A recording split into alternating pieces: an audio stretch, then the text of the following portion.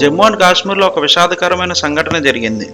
శాంతంగా ఉండే పహల్గాం ప్రాంతం ఒక్కసారిగా కాల్పులతో కుదిపేసింది.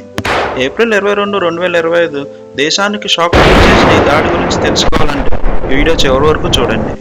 మధ్యాహ్నం 2:15 సమయంలో పహల్గాం సమీపంలోని బషరిన్ మీడోలో పర్యాటకులు విహారిస్తున్నారు.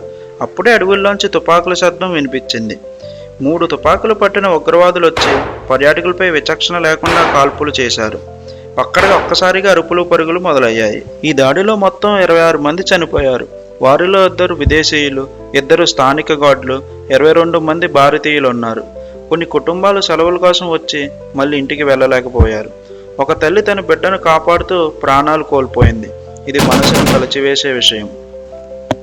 టిఆర్ఎఫ్ అనే ఉగ్రవాద సంస్థ ఈ దాడికి బాధ్యత తీసుకుంది. ఇది పాకిస్తాన్ ఆధారిత లష్కర్-ఏ-తోయిబాకు అనుబంధం.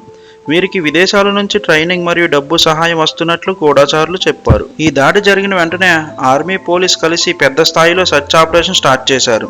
డ్రోన్స్, నైట్ విజన్ కెమెరాలు, K9 డాగ్స్తో అడవులన్నీ గాలించారు.